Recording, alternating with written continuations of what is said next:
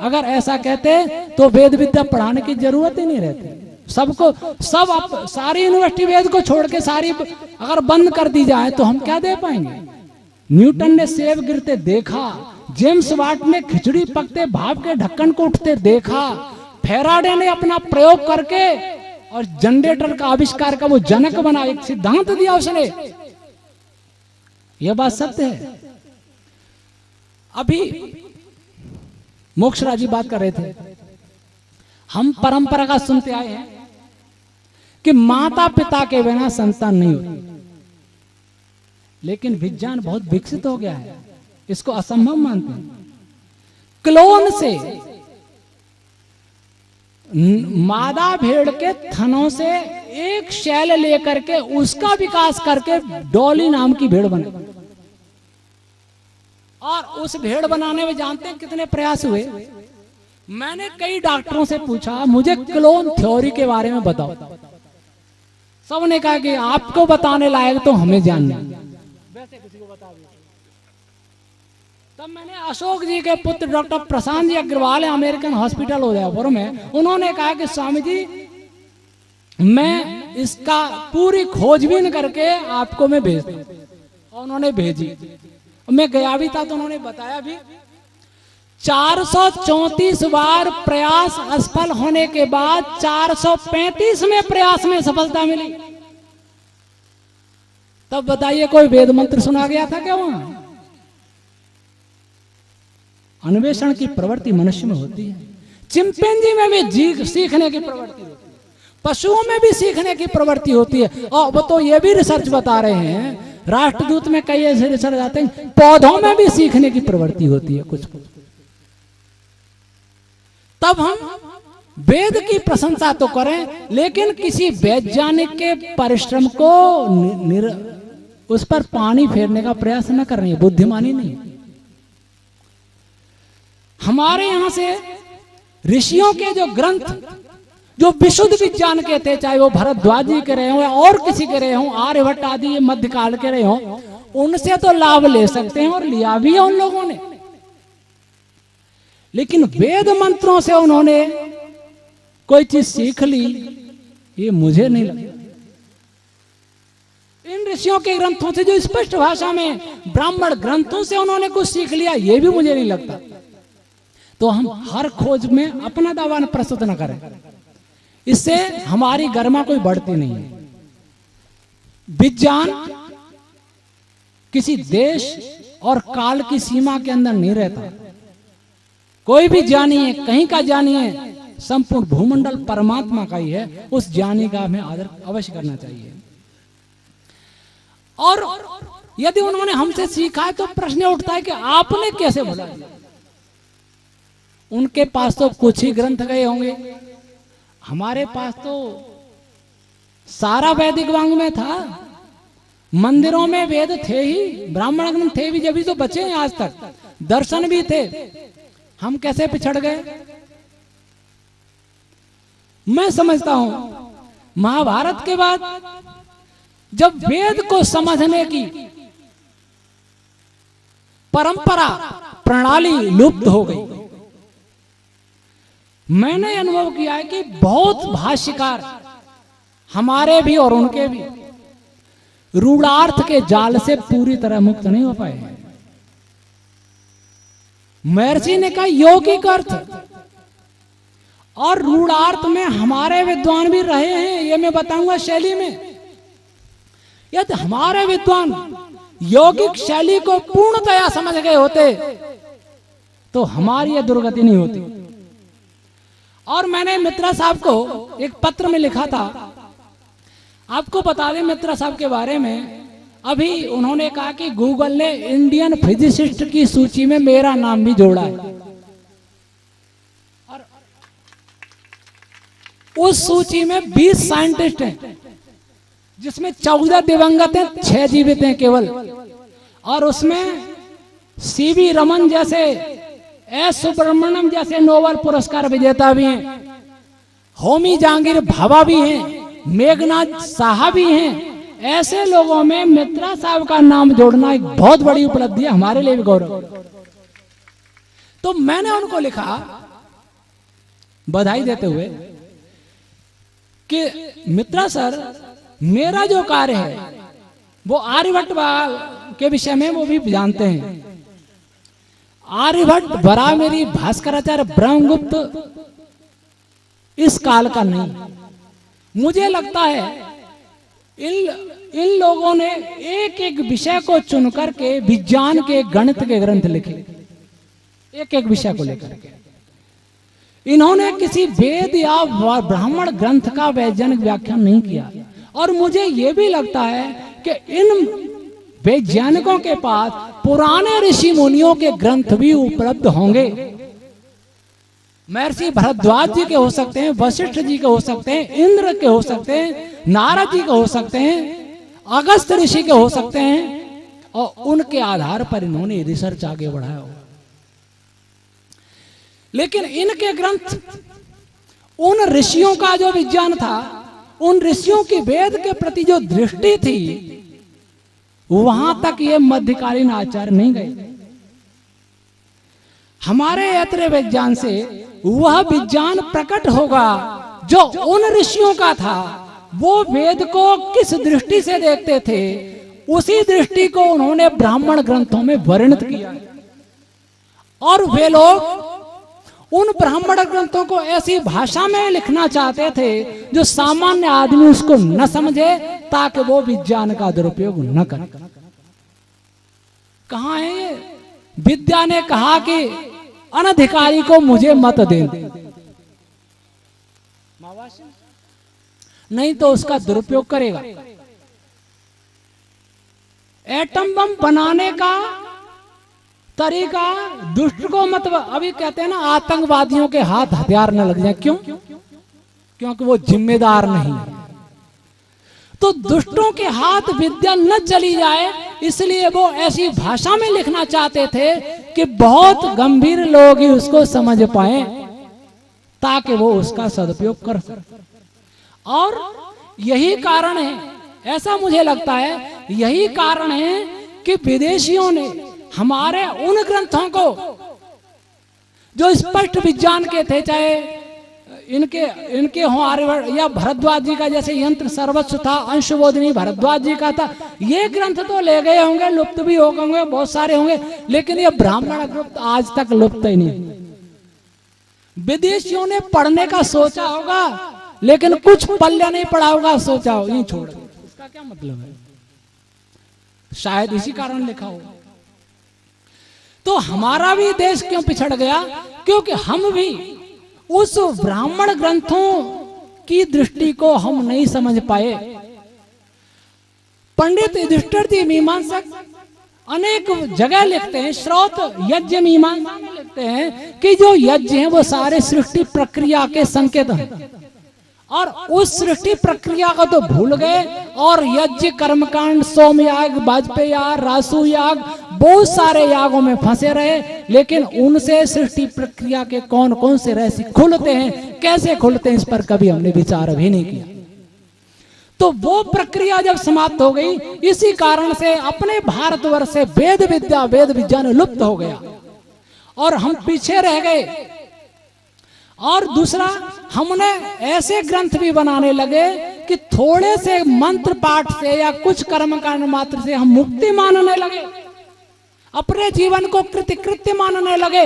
इसलिए हमारे विद्या के प्रति रुझान भी समाप्त हो गया। 2.5 अक्षर प्रेम का पढ़े जो पंडित होए, पोथी पढ़ पढ़ जगमुआ पंडित भयानक।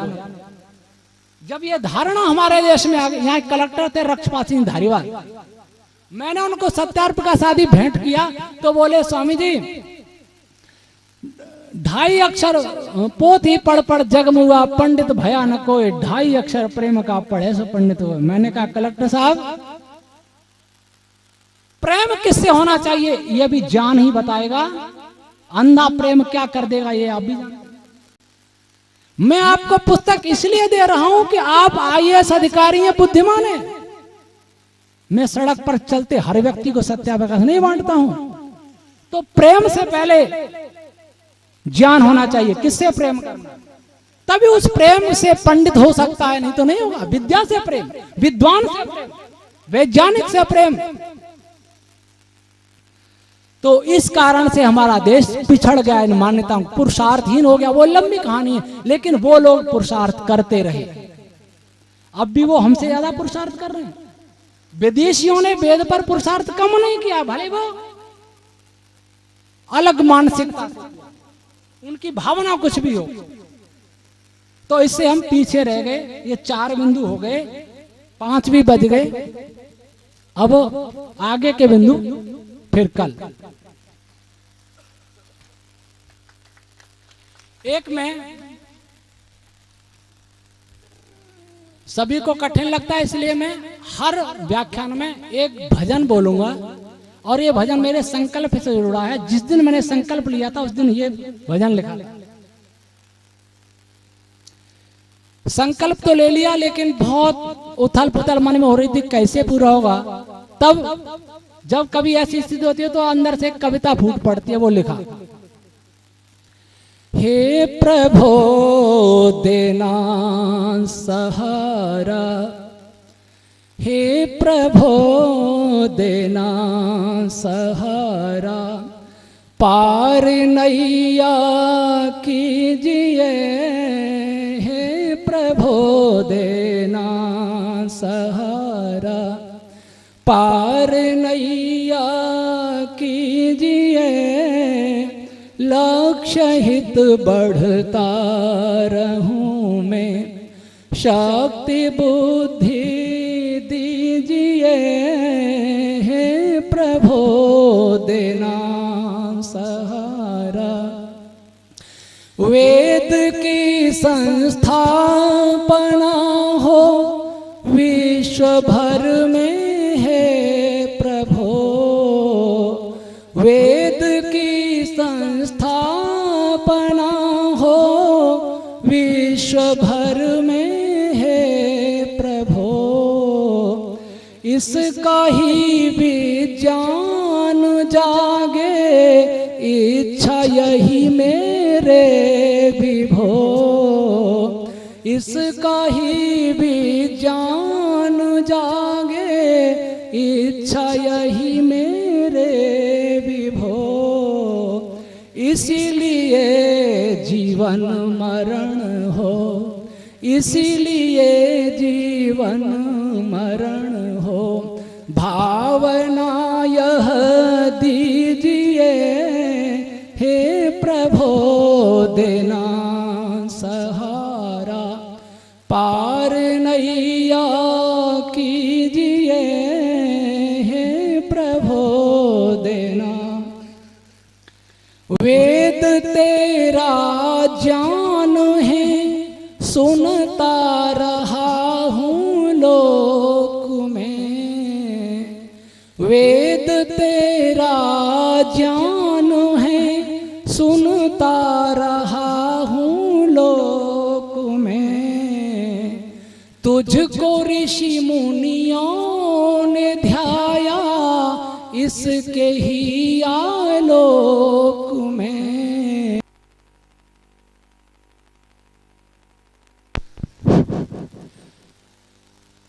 गायत्री परिवार के आचार्य श्री राम शर्मा को मैंने कहा था मेरे प्रश्नों का उत्तर दे दो, मैं 1 सेकंड नहीं लगाऊंगा आर्य समाज छोड़ने के लिए।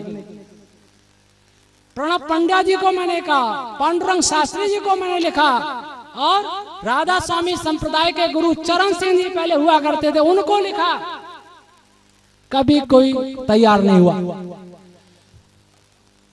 और मुझे संशय, मैं खुद नहीं स्वीकार करूं मन से कि ईश्वरी है तो मैं क्यों मानूं, तो मेरी प्रवृत्ति ऐसी है, इसलिए मैंने लिखा, संशयों में जीना मुझको ना कभी स्वीकार्य है, हो निरुत्तर बैठे रहना ना कभी स्वीकार्य है, सत्य की रक्षा ही करना मेरा पावन कार्य है, वेद की रक्षा ही करना मेरा पावन कार्य है, कार्य सिद्धि कर सकूं, कार्य सिद्धि कर सकूं वरदान ऐसा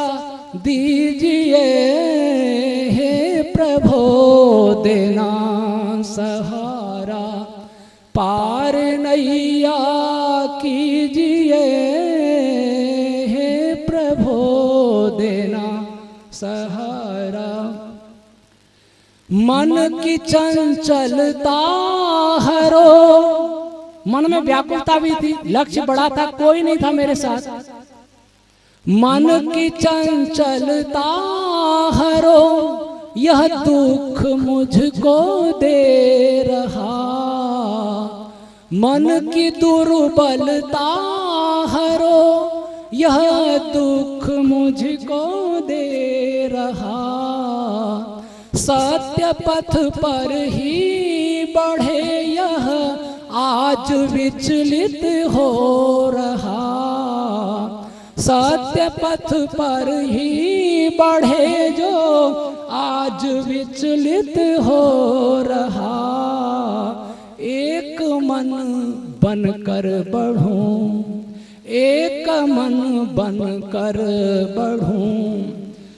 नाथ करुणा कीजिए हे प्रभु देना सहारा, पार नैया कीजिए हे प्रभु देना सहारा।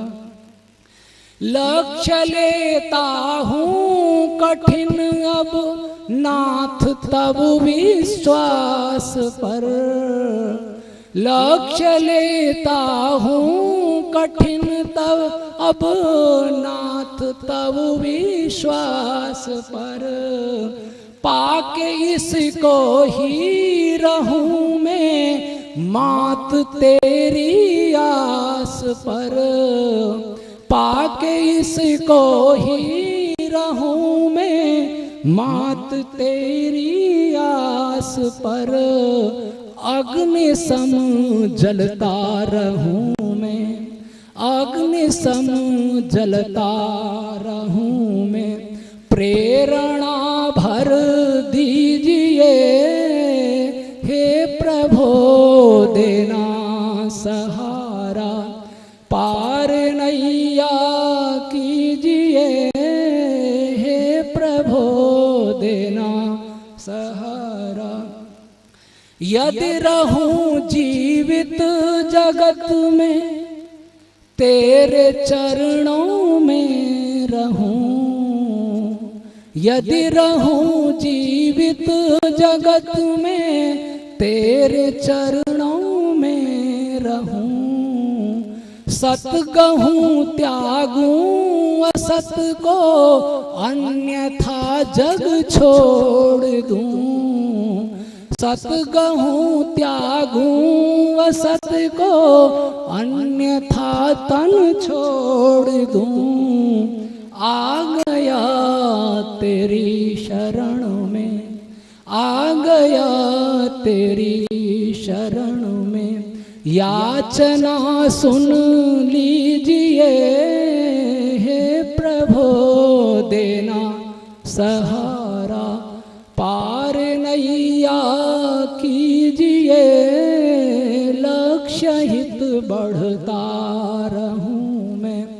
शक्ति बुद्धि दीजिए हे प्रभु देना सहारा।